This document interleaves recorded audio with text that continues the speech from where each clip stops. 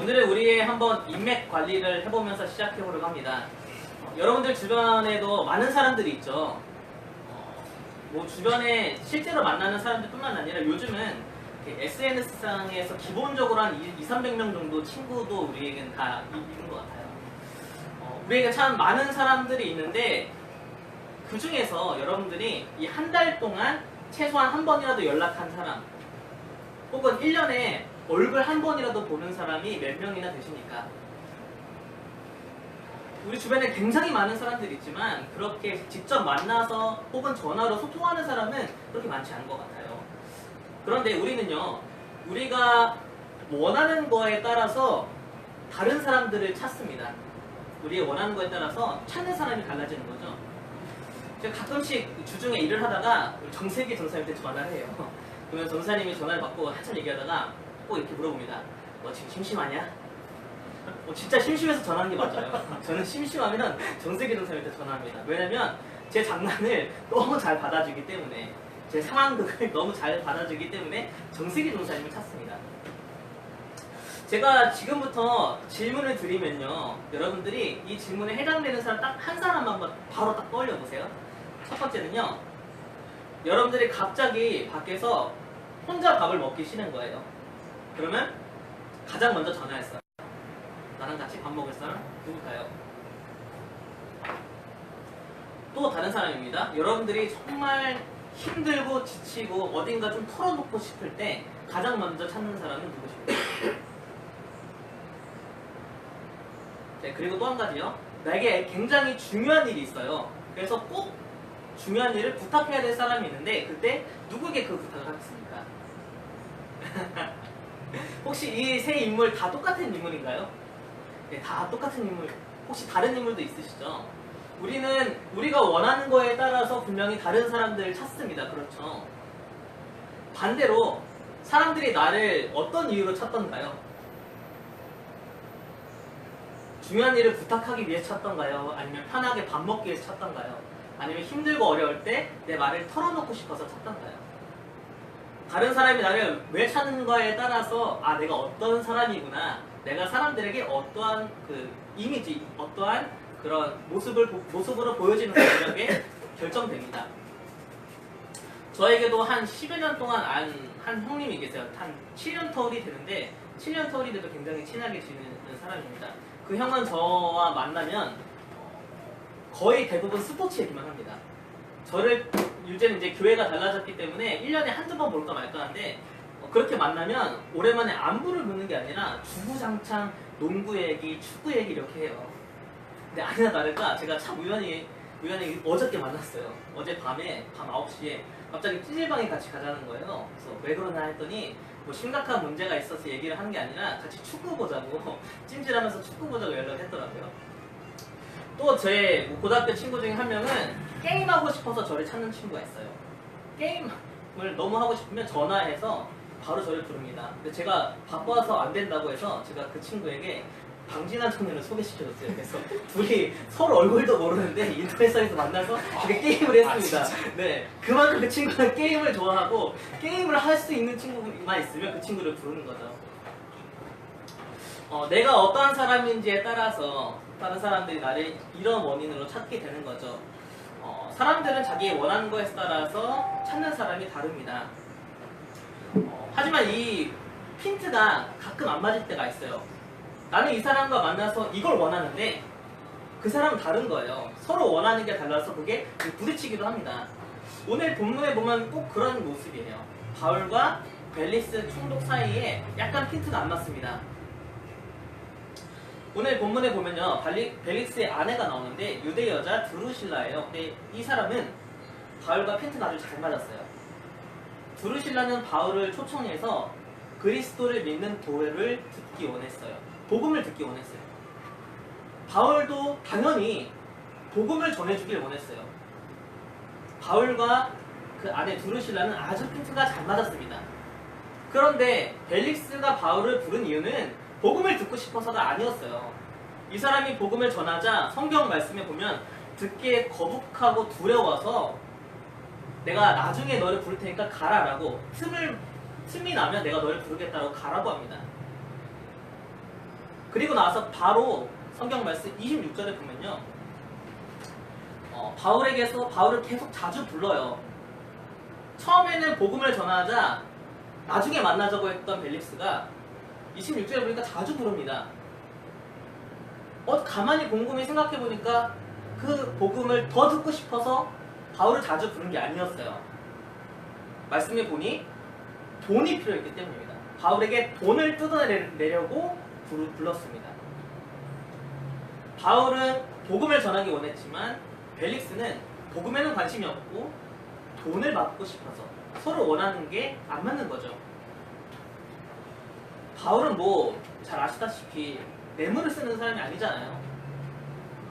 바울이 원하는 것은 오직 어떠한 순간에도 복음을 전하고 하나님이 원하시는 뜻을 이루는 게 바울의 소망이잖아요. 그러니까 둘이 계속 부딪히고 안 맞는 거죠. 이 안 맞는 상황을 보면서, 핀트가 어긋난 상황을 보면서 이런 생각을 좀 해봤어요. 여러분들은 우리 교회라 핀트가 잘 맞습니까?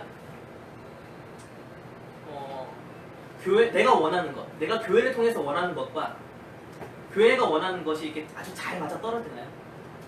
참 다행이에요. 여러분들은 우리 교회를 통해서 어떠한 부분에서 만족감을 느끼십니까? 저도 참 고민이 많아요. 우리 청년들이 우리 교회에서 원하는 게 뭘까? 제가 원하는 거랑 가끔 핀트가 안 맞을 때가 있어요. 당장 지난 주일이었는데 우리 청년들이 식사 준비하고 설거지하고 정리를 하느라 굉장히 고생을 많이 했어요. 다 똑같죠. 정리 다 끝나니까 한 2시 되더라고요. 청년 모임을 2시에 시작해야 되니까. 다들 너무 지쳐있는 거예요. 그래서 오늘 성경 공부는 쉼이다 하니까 너무 좋아하는 거잖아요.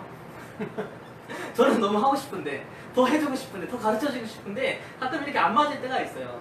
근데 이거는 분명 사소한 문제지만 이러면 안 되겠죠.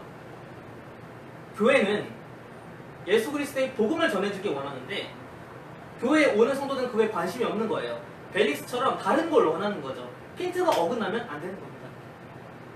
반대가 더 문제예요. 성도들은 복음을 듣고 싶어서 교회에 왔는데 교회는 복음을 전할 생각은 안 하고 다른 것을 채워주는 거죠. 이렇게 교회와 성도가 핀트가 안 맞으면 안 되는 겁니다. 교회가 당연히 우선적으로 전해야 될 것은 사도 바울이 그랬던 것처럼 당연히 그리스도의 도를, 그 복음을 전하는 데 힘써야 합니다. 그 어떤 요구에도 흔들리지 말아야 되고 그 어떤 반발에도 흔들리지 않아야 됩니다. 오직 예수 그리스도의 복음을 전하는 데만 힘써야 되는 게 바로 교회입니다. 우리가 예수 그리스도의 복음을 온전하게 전한다면 그것을 듣고 싶어하는 사람들이 당연히 모이게 되어 있습니다. 그런데 우리 교회에 복음을 듣고자 하는 사람들이 넘쳐나는 게 아니라 다른 것에 관심 있는 사람들이 모인다면 그것은요, 우리 교회도, 그 속한 교회도 복음을 전하는 게 아니라 다른 것을 전하고 있다는 뜻입니다. 핀트가 맞으니까 사람들이 오는 거죠. 근데 이것은 단순히 교회와 성도 안의 관계가 아니라 나와 세상과의 관계도 그렇습니다. 사람들이 우리를 찾아오는 다양한 이유들이 있습니다. 저는 스포츠를 좋아하기 때문에 스포츠 이야기를 또 스포츠를 같이 볼 사람들은 저를 찾아옵니다. 저 또 게임하는 것도 굉장히 좋아해요. 게임을 같이 하고 싶은 사람들 저를 찾아옵니다. 그걸 원하는 사람들이 찾아오죠. 하지만 우리에게는 워낙 다양한 모습들이 있지만 적어도 우리에게는 그 복음의 날카로움이 있어야 합니다. 예수 그리스도의 도를 언제나 우리의 삶 속에 간직하고 있어야 합니다. 사람들이 나에게 복음을 듣고 싶어서 찾아와야 되고 사람들이 나에게 예수 그리스도를 위해서 가는 길을, 그 예수 그리스도의 도를 듣고 싶어서 찾아와야 되는 것이 바로 우리의 지켜야 될 모습인 것이죠. 신앙이, 물론 저에게도 신앙이 흔들리고 어려워서 찾아오는 사람들도 있습니다. 저에게 굉장히 충격적인 말을 해줬던 후배 한 명이 있어요. 그 후배한테 한 청년이 찾아온 거예요. 그 청년이 얘기를 하는데 자기가 이렇게 고등학교 졸업한 지 얼마 안 된 청년인데 원치 않는 임신을 해서 내일 이제 낙태 수술을 한다는 거예요. 그래서 찾아온 거죠. 기도해달라고. 여러분들이라면 이 상황에서 그 낙태 수술을 하루 앞둔 그 아주 어린, 아무것도 모르는 그 어린아이에게 무슨 얘기를 해주시겠습니까? 그래, 건강하게 수술 잘 받고 와라. 내가 기도해줄게. 뭐 이런 얘기를 해야 될까요? 저도 뭐 그렇게 당연히 나와야 될 거라고 생각했는데 그 후배가 아주 충격적인 말을 하는 거예요. 그런 말은 아무나 해줄 수 있다는 거예요. 이 사람이 전도사를 찾아온 이유는 그래도 한 번이라도 안 된다. 그렇게 하면 안 된다. 생명이 소중한 거니까 하나님 주신 생명이니까 너가 아무리 힘들더라도 키워야 된다는 그 말을 듣고 싶어서 찾아온 거면 어떡하냐. 전도사라도 그런 말을 안 해주면 누가 그런 말을 해주냐라고 그런 얘기를 하는 거예요. 너무 충격적이었어요. 그렇게 세상적인 위로는 아무나 해줄 수 있죠. 하지만 하나님의 뜻은 누가 전해야 됩니까? 바로 우리 교인들, 예수 그리스도를 믿고 따르는 우리들이 그 역할을 해야 되는 거 아니겠습니까? 그렇기 때문에 우리는 언제나 이 복음의 날카로움을 갖고 있어야 합니다. 예수 그리스도의 도를 따르고자 하는 그런 모습이 있어야 합니다. 힘들고 어려운 사람들은요, 누구에게 복음인지 다 알아요. 정말 내가 신앙이 흔들린 사람은 누구한테 가면 그 신앙이 올바로 서게 되는지를 알아요. 그래서 그 사람을 찾아갑니다. 이제 2018년이 벌써 6개월이 지났어요. 반밖에 남지 않았는데요. 그래서 여러분들에게 한번 새로운 목표를 제시해 보려고 합니다. 남은 6개월 동안요, 나에게 복음을 듣고 싶어서 예수 그리스도를 따르는 것을 알고 싶어서 찾아오는 한 사람을 만드는 겁니다.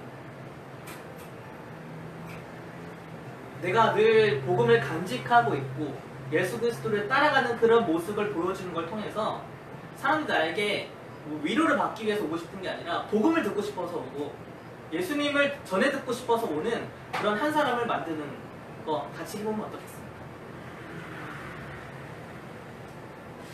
바울은 벨릭스와 그 아내에게 기회가 되는 대로 계속해서 복음을 전했습니다.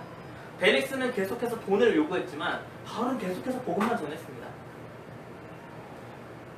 근데 오늘 말씀 보면 벨릭스가 예수 그리스도를 믿는 도를 듣고 나서 일으킨 반응이 참 독특해요. 25절을 보면요, 바울이 의와 절제와 장차 오는 심판을 강론하니 벨릭스가 두려워했다라고 기록합니다. 한번 생각해보세요. 여러분, 복음을 들으면 여러분 두려우신가요? 예수 그리스도의 말씀과 그 삶을 여러분들이 전해 들으면 그게 두려우신가요? 벨릭스는 왜 두려워했을까? 여러분들이 복음을 들으면 아니면 예수 그리스도를 생각하면요, 여러분들 어떤 단어가 먼저 떠오르세요? 저는 뭐 사랑, 희생, 용서 뭐 이런 단어가 떠오르는데 벨릭스가 일으킨 반응은 전혀 딴판이었어요. 벨릭스가 바울의 예수 그리스도의 말씀을 듣고 나서 딱 떠오른 단어가 세 개였는데 그게 바로 의와 절제와 심판이었어요. 많은 얘기를 들었지만 그 복음을 듣는 와중에 벨릭스는 자기의 의롭지 못한 모습이 찔린 거예요. 자기의 절제하지 못하는 모습이 들춰진 거예요. 심판받을까봐 두려운 거예요. 그래서 복음을 듣고 싶어 하지 않았어요. 똑같은 복음을 들어도, 똑같은 말씀을 들어도 일으키는 반응이 다 다른 거죠. 벨릭스는 역사가 요세푸스의 기록에 따르면 당시에 계속해서 일어났던 유대인들의 반란을 폭력으로 제압한 사람입니다. 그리고 그것이 발각돼서 그 총독에서 쫓겨난 인물이에요. 그 벨릭스가 다스리고 있을 때 계속해서 반란이 일어났던 이유는 벨릭스가 마치 바울에게 돈을 요구했던 것처럼 아주 탐욕스럽게 정치를 했기 때문입니다. 바울에게도 똑같이 뇌물을 요구한 것이죠. 그런 삶을 살았던 벨릭스에게 예수 그리스도의 말씀이 전해지자 내가 의롭지 못함이 드러나고 내가 절제하지 못하는 것이 드러나고 내가 심판받을까봐 두려운 마음이 더 커진 것입니다. 벨릭스의 허물과 제약을 아주 정확하게 찌른 것이죠. 복음은요, 언제나 핀트가 정확히 맞습니다. 예수 그리스도의 복음은 우리의 삶과 정확하게 핀트가 맞습니다. 이 말은요, 이 복음이, 예수님의 말씀이 우리가 원하는 얘기만 해준다는 게 아니라요, 예수 그리스도의 이 복음은 우리에게 아주 적절한 위로와 우리가 경험하고 싶은, 우리가 느껴야 되는 그 사랑을 느끼게도 해주겠지만 이 복음은 우리의 허물, 우리의 모든 죄악을 찌른다는 거예요. 정확하게. 그렇기 때문에 복음은 우리의 삶과 언제나 필드가 맞고 그 말씀은 우리에게 각기 다 다른 반응을 일으킨다는 것입니다. 복음은 우리의 삶을 아주 정확하게 꿰뚫어 봅니다. 예수님은 우리의 삶을 아주 정확하게 보셔서 우리가 버려야 될 모습이 무엇인지 알려주시고 우리가 벗어버려야 될 옛사람이 뭔지를 알려주시고 그래서 어떻게 하면 거듭나서 새 사람이 될 수 있는지 내가 그동안 있었던 내 모든 허물을 깨닫게 하시고 새 사람이 되게끔 우리를 인도해 주신다는 겁니다. 그렇기 때문에 문제는 뭐냐면요. 우리가 복음을 듣기 싫어한다는 겁니다. 벨리스처럼 하나님의 말씀을 듣는 것을 싫어한다는 것이 문제입니다. 정확하게 우리의 삶을 꿰뚫어 보기 때문이죠. 한번 잘 생각해 보세요. 여러분, 하나님이 원하는 것과 우리가 원하는 것이 정확하게 맞아 떨어지나요? 예수 그리스도의 말씀이 나에게 너무 체질이고 예수 그리스도의 말씀대로만 사는 것이 옳다고 생각하면서 그렇게 살아가고 계십니까? 만약에 우리가 그렇지 않다면 우리 또한 벨릭스처럼 하나님 말씀을 듣는 것, 보는 것을 게을리하고 두려워하고 찔려하는 것이 우리에게도 동일하게 있는 것입니다. 그렇기 때문에 오늘 말씀의 벨릭스처럼 내가 틈이 나면 너를 보겠다. 틈이 나면 너를 부르겠다. 똑같이 내가 틈이 나면 말씀을 보겠다라는 그런 모습이 보이는 겁니다. 삶을 살아가다가 바쁘게 살아가다가 좀 여유가 생기면 좀 틈이 생기면 말씀을 보겠다는 거죠. 하나님 말씀이 생명이라면 당연히 시간을 쪼개고 매일매일 그 말씀을 붙들어야 되는데 그 말씀을 듣기가 거북하고 나를 찌르니까 최대한 뒤로 밀어두는 거죠. 반대로 벨릭스처럼 우리가 하나님을 자주 부르는 이유가 있습니다. 벨릭스는 바울에게 돈을 받고 싶어서 자주 부릅니다. 우리도 하나님을 자주 부르는 이유는 우리가 원하는 것을 들어달라고 자주 부릅니다.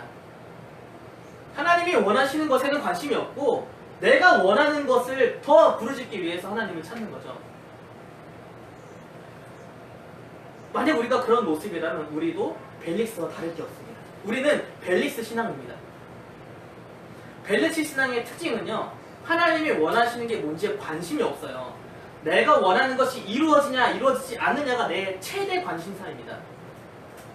내가 원하는 것이 이루어지는 것을 위해서라면 수단과 방법을 가리지 않는 것이 바로 벨릭스 신앙입니다.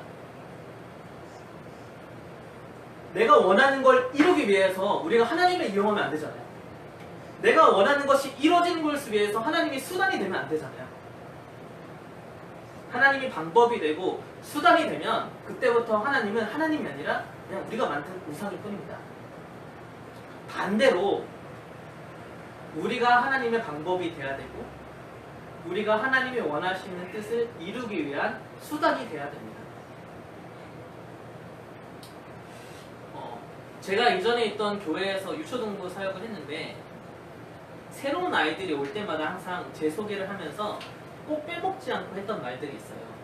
저는 노태복 전도사고 나이는 어떻고 이런 일을 하며 이런 일을 하며 제 비전은 하나님의 비전이 이루어지는 것이 제 비전입니다. 그렇게 늘 새로운 사람이 올 때마다 얘기했어요. 제가 그렇게 살고 있어서 그런 얘기를 한 건 아니에요. 다시 한번 내 자신을 되새기기 위해서 그런 얘기를 했고 아이들을 교육하기 위해서 그렇게 얘기를 했습니다. 여러분, 제 비전은요, 하나님의 비전이 이루어지는 것이 바로 제 비전입니다. 오늘도 또 내 자신을 되새기기 위해서 이 말씀을 나눕니다. 하나님의 비전을 이루는데 그냥 온전한 도구로, 방법으로 사용받는 것이 바로 제 비전입니다. 이렇게 계속 말해야 살 수 있을 것 같습니다. 저는 하나님이 제게 원하신 것만을 구하고 내가 원하는 것만 있을 때 하나님을 부르는 그런 벨리스 신앙이 아닙니다. 그렇게 얘기해야 그렇게 살 수 있을 것 같아서 이 말씀 함께 나눕니다. 여러분들은 무엇을 위해서 하나님을 찾고 계신가요? 드루실라처럼 예수 그리스도의 도를 듣고 싶어서 그 말씀을 따르고 싶어서 하나님을 찾고 계신가요? 아니면 벨릭스처럼 내가 원하는 것을 얻기 위해서 하나님을 찾고 계신가요? 오늘 우리가 다시 한번 내 자신을 되돌아보고 결정해야 될 문제입니다. 하나님은 여러분들을 왜 찾으실까요? 하나님은 여러분들을 왜 부르실까요? 하나님은 무엇을 위해서 나를 선택하여 주셨고 구원해 주셔서 나를 부르셨을까요? 오늘 우리가 다시 한번 구하고 또 구해야 될 그런 기도 제목입니다. 오늘 25장까지 이어지는데요. 25장은 베스도에 대한 총독의 이야기가 나옵니다. 베스도가 총독이 돼서 유대인들에게 잘 보이기 위해서 예루살렘으로 잠깐 올라갔는데 그때 유대인들이 바울을 예루살렘으로 데려와 달라고 얘기합니다. 왜냐면 그 옮겨가는 과정 속에서 또 바울을 암살하기 위해서 그렇게 얘기합니다. 근데 결론적으로 베스도는 바울을 예루살렘으로 데려오지 않았어요. 그래서 암살 계획은 또 실패합니다. 계속해서 말씀을 나눴던 것처럼 바울의 삶은요, 하나님의 원하시는 뜻을 이루기 위한 삶이었습니다. 하나님의 비전을 이루는 것이 바울의 비전이었어요. 하나님이 원하시는 것을 선택하고 자기가 원하는 것을 내려놓는 것이 바울의 삶이었습니다. 하나님이 원하시는 것을 선택해서 그 뜻대로 살아가는 삶은 하나님이 팍팍 밀어주십니다. 암살 계획도 2번이나 무너지게 하시고 또 감옥에 계속 갇혀있고 로마에 가서 상소하는 것이 하나님 뜻이기 때문에 죄가 없음에도 풀려나지 못합니다. 풀려나지 못하는 것이 하나님 뜻이기 때문이죠. 반대로 하나님의 뜻대로 아니라 내가 원하는 대로 살아가는 삶은, 내가 원하는 것을 이루기 위해서 살아가는 삶은 그냥 나 혼자 살아야 됩니다.